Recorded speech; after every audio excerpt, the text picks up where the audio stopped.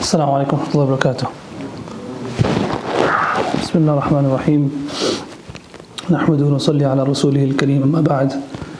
قال الله عز وجل في كتاب العزيز بعد أعوذ بالله من الشيطان الرجيم. بسم الله الرحمن الرحيم. من كان يريد العاجلة عجلنا له فيها ما نشاء لمن نريد ثم جعلنا له جهنم يصلاها مذموما مدحورا ومن أراد الآخرة وسعى لها سعيها وهو مؤمن فأولئك كان سعيهم مشكورا كلا نمد هؤلاء وهؤلاء من عطاء ربك وما كان عطاء ربك محظورا. وقال عليه الصلاة والسلام: بئس العبد عبد تجبر واعتدى ونسي الجبار الأعلى، بئس العبد عبد تخيل واختال ونسي الكبير المتعال، بئس العبد عبد سهى ولها ونسي المقابر والبلا، بئس العبد عبد عتى وطغى ونسي المبتدا والمنتهى، أو كما قال عليه الصلاة والسلام. First of all, it's my first public speech since my brother's Shahada in Michigan. I've traveled throughout the country, so and the topic is to speak about the soul, so I'll try to get through this without breaking down too much. So let's give it a shot. Right. At the end of the day, I'll be honest with you, you realize that words don't matter much.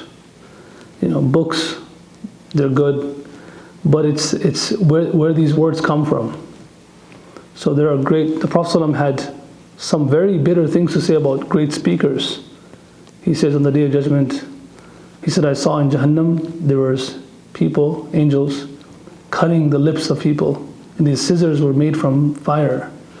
And I asked, why are these people's lips getting cut with these scissors of fire? And I was told these people are khutaba ummatik. These are the eloquent speakers of your ummah. They would speak, but they would not act upon what they say. So Allah save us from that. The Prophet ﷺ was a person who would speak, but his words came straight from his heart. And that's why words that come from the heart rest in the heart. And the only knowledge that benefits is the one that rests in the heart, not in the mind. Not just comes to the ear. So inshallah, we come here for that purpose. And honestly, I'm not going to say these words are from my heart because I don't need to say that. Right now, I can't speak about anything else but those things. And I find that there's so much to benefit from when you see people who've gone through so much challenges and difficulties. It's good to be around them. So you can benefit so much from them. So if anyone's gone for Hajj before, when you go to Mina, in Mina there's thousands of tents, thousands and thousands of tents. And in Mina, they usually give you a little, pass or a card or badge. You put it on your neck, and you're not required to memorize the number of tents, what tent this is, what tent that is, but you're required to memorize the number of your tent. Okay, not the thousands of tents, just the tent that you're staying in and the group that you're part of. Just know where that is. Similarly, you're not responsible to, if you went for Umrah, to know where all the hotels are, but just know where your hotel is. And just know what door it's in front of. That's interesting, right? Because if a person gets lost in Mina, that's it. We just had an idea, it was here. So long as you know where your original place is, even if you get lost, you're okay. Even if you get lost, you're okay. Right? And that's true with life. That's true with life. As long as we know where we came from, even if we make mistakes, we commit sins, we do wrong things, as long as we know where to go back to. And where did we come from? We came from Allah. And how did we come? We came from the hukm and the command of Allah. And so if we know, the Prophet said, بِئْسَ الْعَبْدُ عَبْدٌ عَتَى وَطَغَى وَنَسِيَ الْمُبْتَدَى وَالْمُنْتَهَى. The greatest fool is the one who forgets where they came from and where they're going. Allahu Akbar, Allahu Akbar. Allahu Akbar, Allahu Akbar. Ashhadu an la ilaha illallah.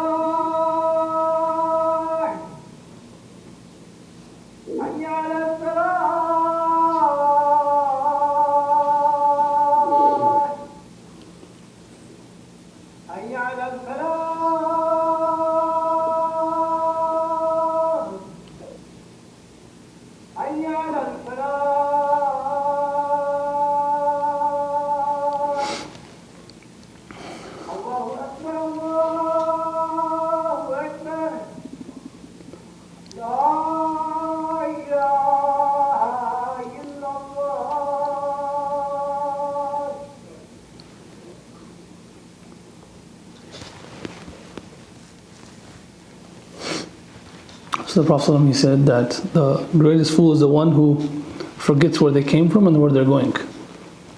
There was this, have you ever heard the story of Mahmud and Ayaz? You ever heard these characters' names before? Sultan Mahmud Ghaznavi, rahmatullah alayh, and he had this servant, or you can say he was his treasurer, his name was Ayaz. So, and this Ayaz character was not from a very, from the royal family.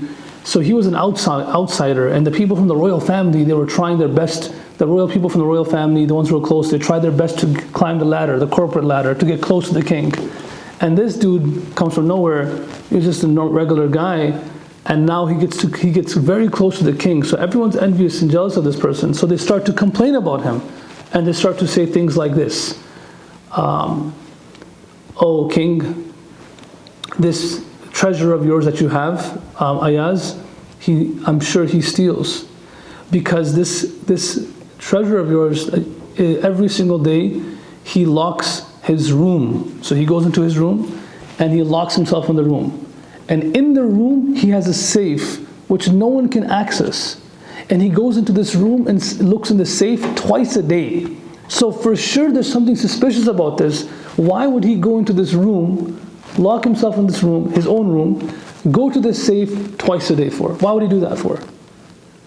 So that was one thing. One time, there were some fruits presented, and everyone was sitting around him, the king, and the fruits were given to everybody. Everyone took a bite, and everyone spat it out. No one could eat the fruit. It was so bitter, so bitter. And Ayaz, he took a bite and he kept on eating until he finished the fruit. Everybody else around thought that was really strange, that how can this man eat such bitter fruit? So the king asked Ayaz, he says, was the fruit not bitter? He said, it was extremely bitter.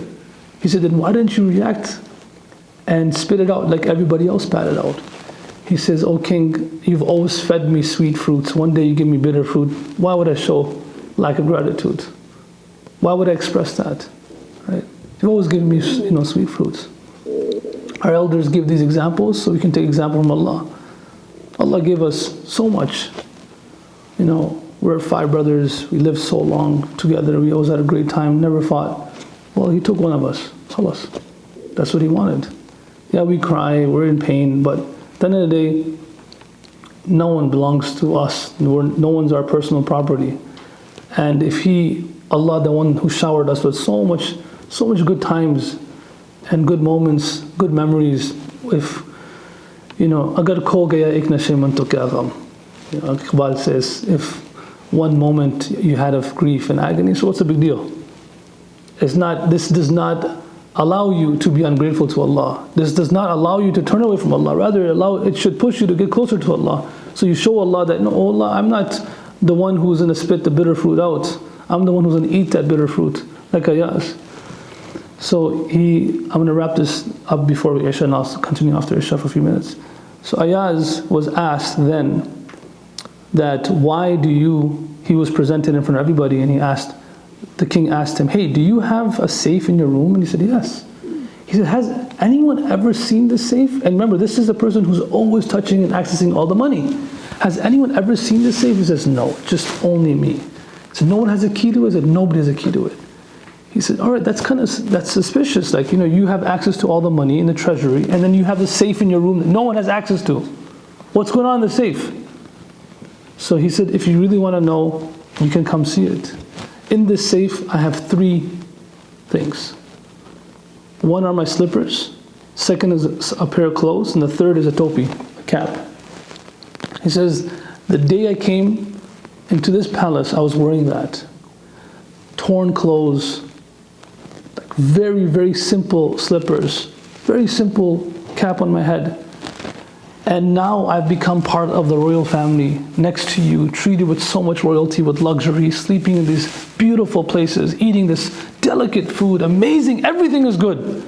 So I go back twice a day, morning and evening, open this little treasure, this safe I have, to remind myself, oh Ayaz, this is who you truly were.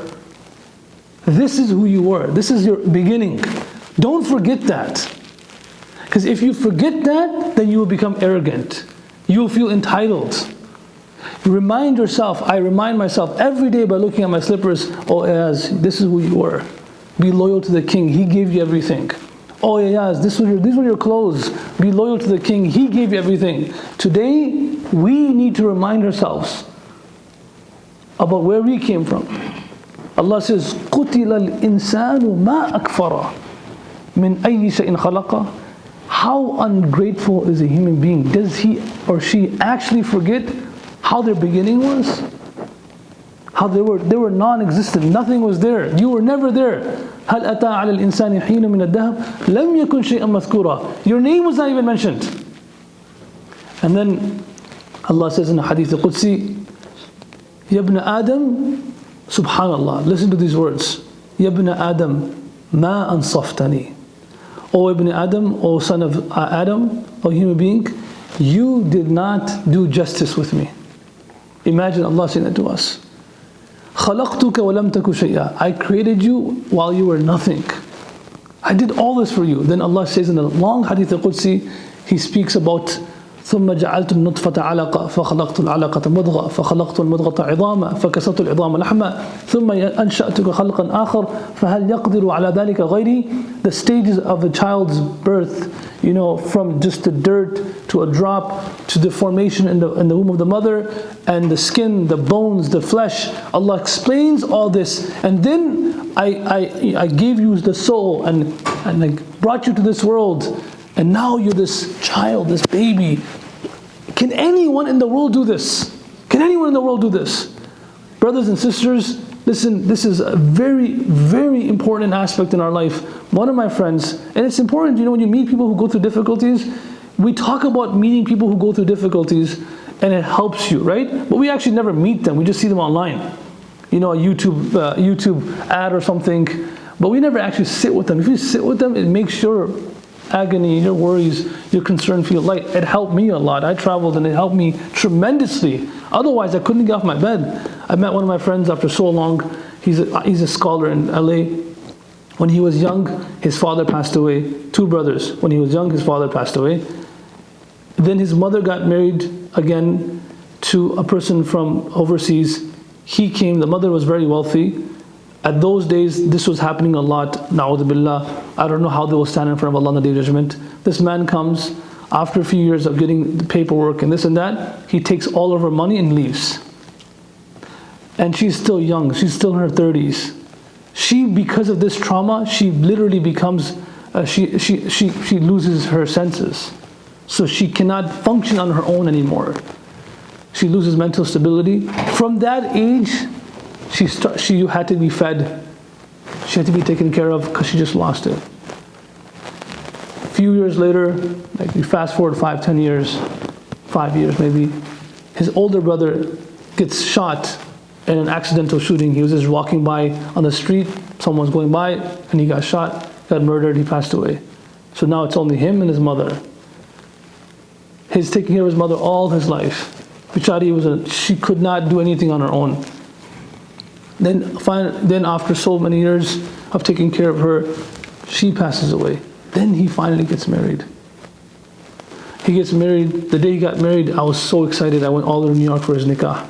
I seen him 10 years or 8 years later I seen him, when I went right now to LA. The first question I asked him, I said, man, how many kids do you have? And he said, Mufti Saab, I don't have any kids. I said, why? He said, the first time my wife was expecting, she had miscarriage right away. Second time, miscarriage again. Third time, miscarriage again. Fourth time, miscarriage again. She has a blood disorder. Every time the doctors say, don't try to have children.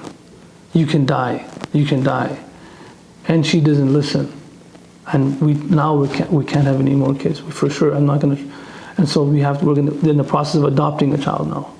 Imagine, lost a mother, lost father, lost a brother, and lost 4 potential children. And the man's heart is so tender, so soft. I can just imagine. I've never seen his wife, but she's a woman that we should meet. Who's gone through this. Nobody could do this for us.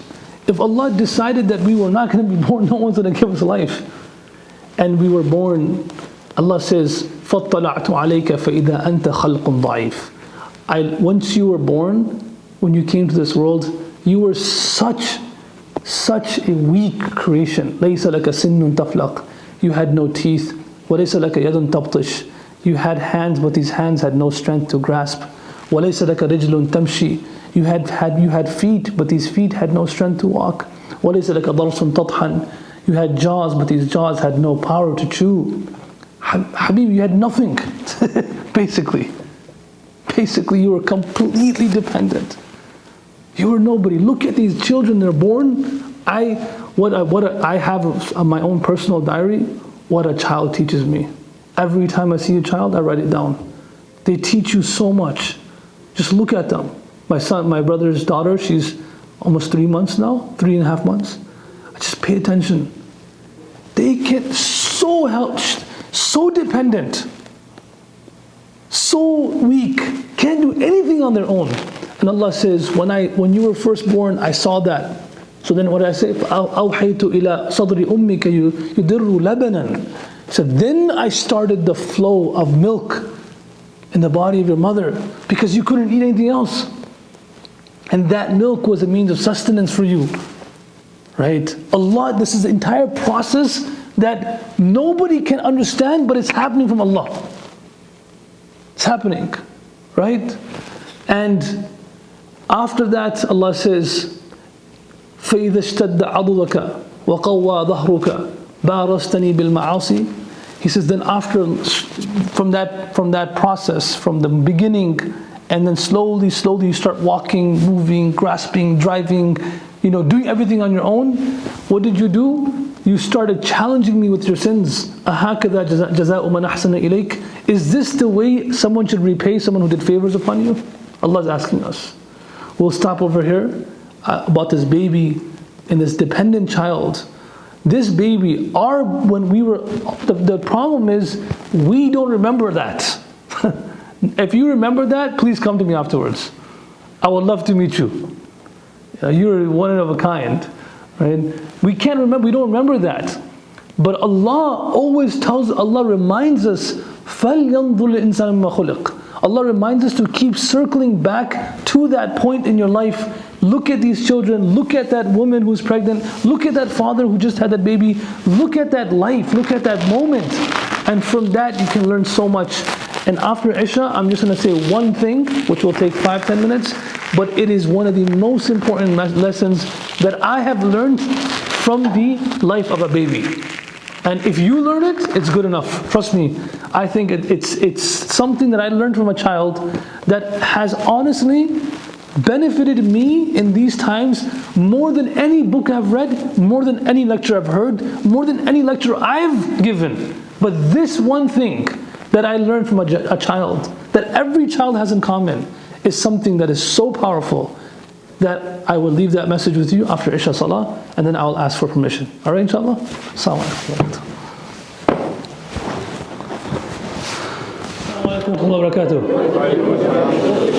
Alright, so before I start, I'm just going to ask everyone to just share a few things you remember from the last 15 minutes of my first session. What do you remember? Anything you remember, you can say it. Who wants to start? Who wants to start? Go ahead, sister. Remember where you started from? remember where you came from. Anyone remember the examples I gave for that? Go ahead. Who said that? Ayaz. Story of Ayaz and who? Mahmoud. Great. Anything else? Like a baby dependent on their parents, we're completely dependent on Allah. Okay, yes. All right, so we followed through, and then I ended by saying what? Sisters have to speak. What did I end by saying? Yes. You end by saying like, there's one thing that you learn from babies that you've never learned in any lecture that you've given in any book. And so we have to share that, right? Okay. So, Bismillah ar-Rahman ar-Rahim. Before I go to that part, remember, since you're going to be going for the next 3-4 weeks about these stages, there's an interesting thing. Again, it's something that we should think about. If a child comes to this world, the time of formation of a child is in the womb of the mother, right? That's where the eyes come into place, the sight, the hearing ability. Everything happens in the womb of the mother. And the slightest complication, for example, when my son was born, I wasn't there. No, I'm not saying this is nothing you should do, but I wasn't. I was gone somewhere for a program, and my father went there. It was the University of Michigan, and the doctor, right when my son Yusuf was born, the doctor said we need to take him right away to the room because they suspected he was born with a dimple in his spine, which means that you'll be paralyzed for the rest of your life. My father collapsed right there, but alhamdulillah he didn't have one. He was fine. Because there's no recovery from that point. The formation, the stage of formation is in the womb of the mother. If a child comes to this world with certain complications, the whole world put together, all the equipment, all the resources, cannot do anything. So I have a friend whose son was born with his heart a little bit towards the right, just a little bit out of place. And the stomach was the wrong way. You know, the way in the stomach, the inner lining of the stomach where you eat food, it was the opposite direction. So you can't do anything about it. The father said, I seen my son months after. And when I first saw him, they had a transparent like thing between his chest because they kept it open after surgery. And because they were still trying to make sure there's no complication. And when I saw it, I collapsed right away. I met this child, his father calls him a miracle baby. This child will never in his life be able to eat from his mouth. He has to eat from a tube for the rest of his life. Because every time he eats, he throws up. So a child born with complications, the stage of formation and perfection is the womb of the mother. Now let me make you fast forward till your end of your life. The stage of formation for a human being is dunya. And if we don't perfect our heart, our actions, our life in this world, and we leave the womb of this dunya into the realm of akhirah with any imperfections, just like that baby cannot be returned back to the womb of the mother, we will never be allowed to come back to perfect it. We will say, oh Allah, please let me go back. لَعَلِّي أَعْمَلُ صَالِحًا فِي مَا تَرَكْتُ. Maybe I can go back and correct something. No, you will never be allowed to come back. So just like the child who's born, who comes out of the womb with any complications, cannot be returned back to the stage of formation. Similarly, a human being who has any complications, whether it's iman or a'mal, whether it's their akhlaq, whatever it is, and someone's going to speak about this in the next few weeks, but you remember this 3 stages of ours, the womb, the life, and afterlife. We only have an opportunity to fix ourselves until we leave this world. If we leave this world with any imperfections, it'll be a real big problem. A real problem, because we're never going to be allowed to come back. And even forget coming back, we will ask, لَوْلَا أَخَّرْتَنِي إِلَىٰ أَجْلٍ قَرِيبٍ. Oh Allah, just give me a few more minutes. Few more moments. This could not have been more true in the case of my brother who just left madrasa and he was a few seconds away from his mom's house. Few seconds away. Not even half a mile away from my mother's house. And he could have said, oh Allah, just give me just 1 minute more so I could just meet my mom for the last time. She will feel better. The biggest stress and agony is when you can't say goodbye properly. That's the most difficult thing. I mean, it is extremely difficult whose parents and family pass away through sickness, but from the people we speak to, when you don't say goodbye properly, it hurts more. It hurts a lot, right? When you don't know it, khalas, like you couldn't say, and I'm horrible at saying goodbye. All my life, I'm very bad at it. Like for example, I'm gonna be somewhere in like the other part of the world, like New Zealand, for example, and I'm coming back to America. I won't say bye to the guy. I'll say, I'll be back in a few months, man. I'll see you in a few months. I'll see you in a few months. So when we're leaving, we never have a moment of real separation. I always make the mood seem as if we're gonna see each other in a few months. I'll be back. My brother went 2 years overseas to study. Every time I dropped him off at the airport, I would say, 29 days, I'll be in Pakistan. I'll be there, man. I'll be there in March. So don't worry about it, I'll be there. Or just 2 months, I'll be going, me, I'll get on a flight, come there, something for me, I do that all the time. So I make the mood, I set the mood like, you know what, there's really no real farewell over here. And since I'm so bad at it, it was so difficult for me to actually say bye to somebody because I never did it before. I'm not good at it. My brother could have asked, well, just give me a few more seconds so I could actually say, I could see my mom for one last time. Actually, he didn't. Oh Allah, you could have taken my soul in madrasa where I could have been around my brothers. No. And believe it or not, that morning when he passed away, I never came to teach in the morning that morning because I had things to do. And I stopped drinking Tim Hortons coffee. I stopped completely. But that morning, I was so tired. I dropped my son off at Munir at 11:30, and I pulled up to the Tim Hortons. There was a Tim Hortons next to Munir. You know how there's some Tim Hortons, workers just don't know how to make coffee. Like all Tim Hortons are not the same. You guys know that, right? All right, thank you. At least you agree with me on something. So I know which ones are better. So the one that was right next to me, I didn't go there. Plus my class was finished, so I had till 12:30 to get to the school. So I said, fine, forget it. I went 2 miles out of my way to the one on 12 and Shaner. I was about to pull up to the 12 and Shaner one. It's a huge line. I said, forget it. I'm not going to wait in line. Even if they give me free coffee, I don't wait in line. You know this whole Black Friday shopping? Like even if they say we'll give you the entire H&M guest store or Express for free, just come. You got to wait in line for 2 hours. I won't do it. It's the most ridiculous thing to do is wait in line. Right? And then you wait in line and pay? Khalas, that's just crazy. Who has that much time, man? Most Americans. So I just never, I said, I'm not staying in line over here. So then I go up, and for some reason, I pass by Imperial Drive. So when you come on 12 Mile, from Shaner, you pass by Imperial, which is where Miftah and Madrasa is. And I was going to pull up, but it came out mind, let me just go to 12 Mile in Van Dyke, I'll go to that Tim Hortons. And I had not been at that Tim Hortons in over a year. I said, I'll just go there. And I go to that one for the first time. I get coffee from there, I get out. By this time, it's like 12:05, 12:10. And then I pull up in Madrasa. We missed each other by hair. Literally. If I took that left and I never went to 12 Mile in Van Dyke, I would have seen him. And he would have got out of his car, I would have hugged him, how you doing, what's going on? 100%. If I never went to 12 Mile in Van Dyke. If I didn't go to for coffee and I came straight to the school, we would have been probably chilling together. Because he never would leave without meeting me. Every single day he would come meet me before he would leave. Right? And he would ask me, want coffee, want something? I'm like, no, I stopped drinking coffee, man, I'm good. Anything I should do? I'm like, no, I'm fine, it's no problem.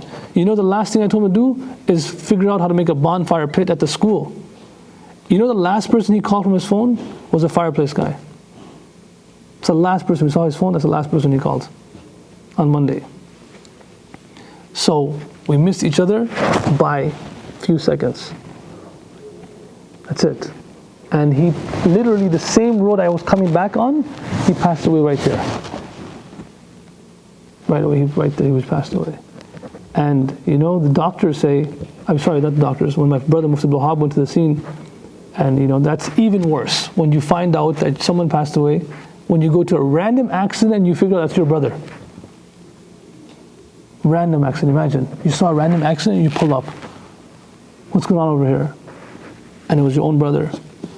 And the guy, my brother, broke down. The doctor, the officer said, if it brings you any relief, he didn't have pain for too long. It was maybe maximum 6 seconds, max 6 seconds, right? So when I heard that, I said, man, 6 seconds seems like a very short span, but it's a long time if you know you're dying. Think about it. 6 seconds. You could think of a lot of things in 6 seconds when you know you're leaving. 1, 2, 3, 4, 5, 6. That's a long time. When you know you're leaving, you khalas, you know you're going. You can nothing. So, but if you leave and you have perfected your actions, there's not a greater gift that can be handed to you. Not a better gift. You can gift anything to this person. Al-maut rahatul lil-mu'min, tuhfatul lil-mu'min. At this point, the best gift that anyone can offer you is the gift of the grave. There's nothing better than that, because you've perfected your actions. Aisha says, "Maut al-fuja'a rahatul lil-mu'min." A sudden death is a means of comfort for a believer. Wa niqmatul lil-kafir. It is a means of extreme grief for a disbeliever because he doesn't have a chance to do tawbah. Abdul said that there's not a place that gives more comfort to a believer than the grave itself, because that's where Allah then showers you. If you have perfected yourself and there's no complications in your iman and your taqwa, khalas, you're good. You're good. So I say to you that before I mention that one thing that children teach me, that's something that I also, have been observing, and it's an important observation. Allah make us among those who have, at that point in our life, are ready to meet Him.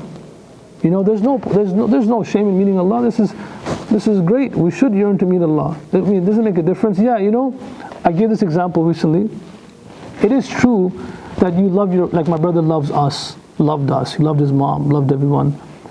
But it's like when someone gets married, the groom loves his family, loves his brothers, sisters, mother, father. The bride loves her parents, but sometimes the bride has to come from, my mother came all the way from Pakistan. She left her entire family because now there's someone else she loves.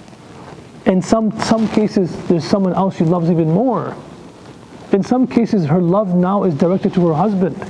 So she's ready to sacrifice the love of her family, because now there's another sphere, another stage of her life, which is the love of her husband, her own children. So no one really thinks much of it. No one says, oh, you have no love for your parents? You just left, you left Houston, you came all the way to Michigan, or you left this place, and you left. No, we think that's very normal. We love our family, but we also love Allah and Rasul. So khalas, if we have to move from here to there, it's not a big deal. It's not a big deal. We love them, and our family knows that you love them, so they're not going to really question us either. I mean, no problem. Go ahead. They will give you much more than I can give you. They'll give you much more than what any of us could give you. So think about that aspect of the first stage, second stage, and third stage. And the one thing the child teaches me, which I want to teach you guys, which is something which I want to explain to all of you, not teach you. It's not Miftah class, right? Is when a child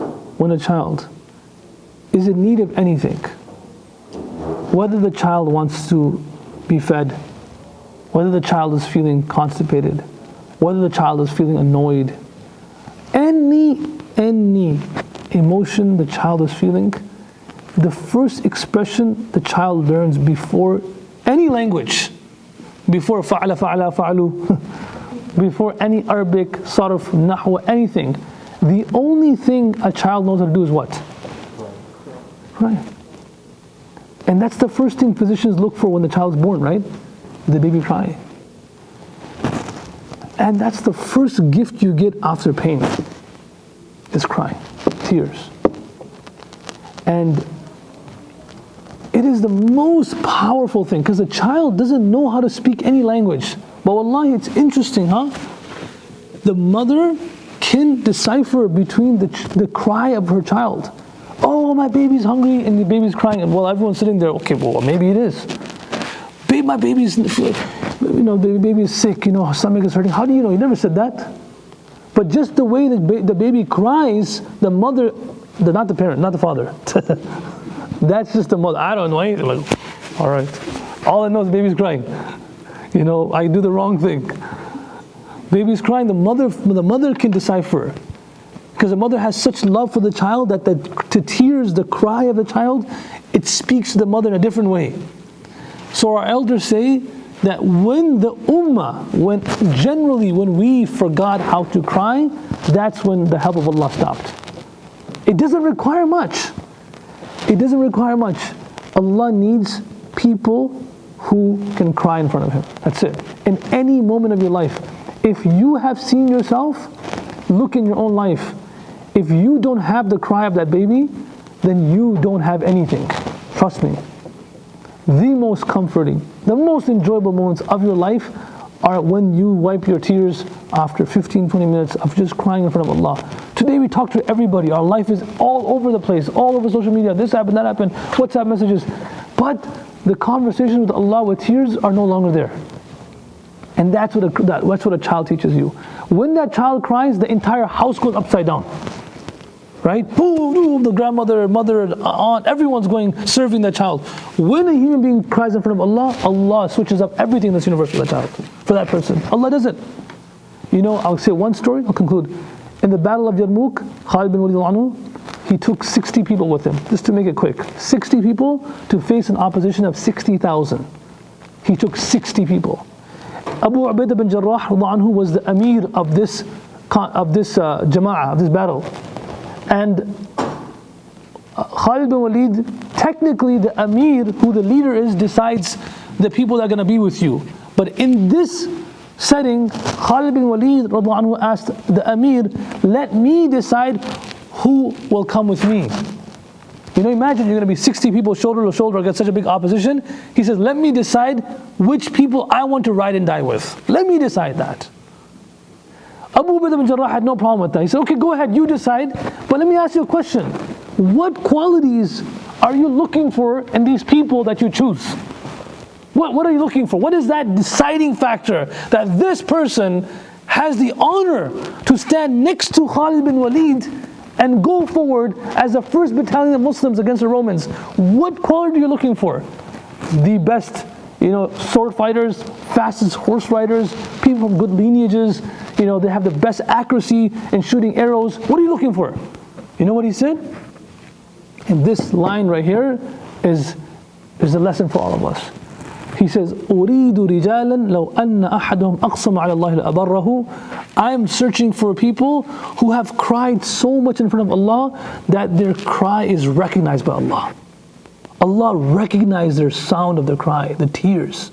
That if these people ask Allah for something, boom, Allah will give right away. That's who I want. They've mastered the art of asking Allah, speaking to Allah, crying in front of Allah. They've mastered that. Can we say that about ourselves? Wallahi, I have been teaching for so long, and I'm still going to say I'm a rookie, but before my brother passed away, I was not even a beginner. Not even a beginner. And we don't know what we're missing out on. Trust me. Trust me. My brother, when he saw me completely out of it, I haven't come on Miftah Live anymore, no videos, no teaching. I was out for a month and a half, 2 months. My brother saw me, and I'm not a person who, when someone comes to my room or we sit down, I'm not a person who there's any dull moment. We're always having a good time. And when my brother saw me, he said, hey, Mufti, you're being too selfish.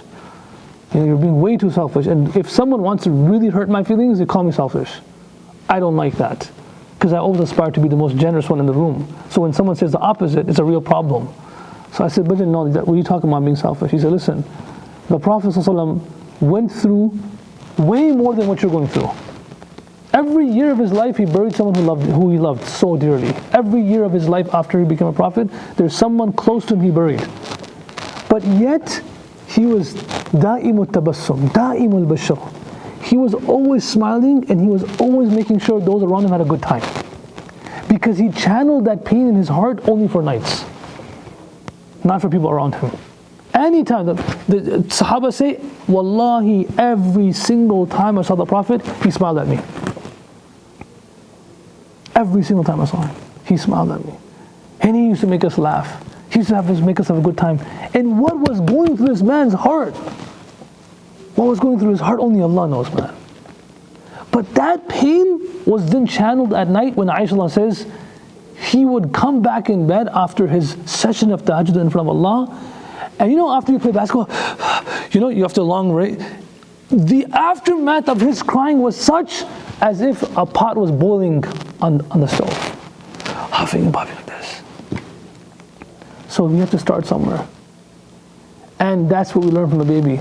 Forget these long logical questions and, you know, mantiq and different type of sciences and books and all that. Just get this down. And then the question is, how can I get this down? Ask Allah, oh Allah, let me enjoy shedding tears for you. Let me enjoy, ask Him for this. This is a ni'mah Allah only gives to those who He loves.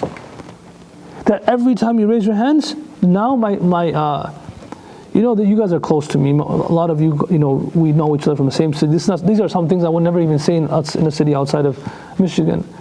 If I raise my hands and I see that I'm not at that state, I put my hands down and start again. And it's not about asking Allah for something, it's just having conversation. We have so many things going on in our life. And if we learn this from the child, from that first stage of the child's life, this child just knows how to cry. If we can master the art of crying, we have mastered the art of taking from Allah subhanahu wa ta'ala. There's nothing a person can do that's greater than that. Sahaba, all the Sahaba, they had this treasure, and today that treasure is missing today. Shaykh Ilyas rahmatullahi alayhi, you know, he was asked about the effort that he started. He said, what's this effort of da'wah and madrasas and this what you started? What's the purpose of this effort? You know what he said the purpose of this effort is? He said, imagine a lady who lost her husband, has no family, and is in a foreign land, and all of her hopes and expectation is her with one child that the child is growing up. And now she is raising this child, she has no money, nothing. She's raising this child to be her support. And all of a sudden the child passes away. The cry that will be in the heart of this mother is the cry that we need, that is there in the heart of every person who's from the Ummah of the Prophet, all of us. So that yes, you can have moments of laughter and joy and all that. We can. The Sahaba used to laugh and joke throughout the day, but they learned from that baby that the only way to get from Allah is to cry in front of Him. So I say the first stage of our life when we came from the womb of the mother, we were completely dependent, and that dependent child had only one characteristic, was crying, and that dependent child was able to make the house move for this child. We are still dependent in the eyes of Allah. We are not independent. Does anyone of us think we're independent? Can we do anything on our own? We cannot do anything on our own. My brother, 99% sure, he passed away due to aneurysm. Just a vein in his head bursted. Not the accident. 1 million times you go through that same accident, that crash at that low speed, 25 miles an hour, you will not die. I've tried it a few times already when I first started driving. Trust me. I was in that mental stage where I was like, there's no way he could have passed away like this. Right? He already passed away before the accident. And it's just your normal 22-year-old kid, perfectly fine, and a vein in the brain just bursts. And no one can, and now 2 months before that, because he had a headache, he already had scans, everything was perfect. We are not independent. Every vessel of our body is controlled by Allah. And since we're still dependent, we better have the cry of that child, otherwise we're in for a long, long run. And it will not be easy for us. We'll be pushed from pole to pole if we don't know how to do this. And I leave you with these words. May Allah make us among those who truly know how to cry in front of Him. We don't even have to raise our hands. We don't have to cry in front of each other, just in front of Allah. Learn from that first stage of the baby, when the baby's in the womb, the mother comes out so dependent, and all the baby does is cry. Every time you see the cry of a child, ask Allah, oh Allah, like this baby is crying, let me have the same tears, let me have the same cry. And then once you do that, the scholars, the Salaf al-Salihin used to say, Wallahi, if the kings of the world knew the enjoyment that we're feeling in our sajda while we're crying, they would give up their entire kingdom for this. It's truly enjoyable. If you felt the enjoyment and pleasure of listening to music, watching movies, watching your best dramas, you have not felt anything yet until you feel the pleasure of this. And that's why I always make dua, oh Allah, you know what? You can remove my pain, but don't remove the gifts. Because there are certain gifts that come from pain. And without that, it's hard to attain those gifts. It's so hard to get those gifts, they're ni'mas. And they're on the other side of the door of grief and pain and loss. And so remove the pain so I can live a normal life, but please, oh Allah, don't remove those gifts. Many times those gifts go away as well too. And that's a sad stage if that happens to any of us. So I ask all of you to make dua for me, that the gifts that came from me and my family after we lost our brother, those gifts stay with us. So we can benefit ourselves and we can be a source of benefit for others. And I'll make dua for all of you young people. We have such a good thing going on over here in IGD and in Michigan. We have something, I've traveled all across the country. What we have going on over here is really dynamic. It's really Allah's help and mercy is descending upon this community. Inshallah, you'll be part of those people who Allah will use for the spreading of this deen. May Allah make you among those who can truly act on whatever was said and bring it to our lives, and make you guys come here all the time. Inshallah, can keep coming to these sessions, whether I come or not, because I'm a nobody, but I don't know who your speakers are next. They're all going to be better than me. So please do come every week. And if I have a chance, and if I'm invited again, because I came late, I'm sure they're not going to invite me again. So if I'm invited again, and the mic is good enough, we'll come again, inshallah. Jazakallah khair. Assalamu alaikum wa barakatuh.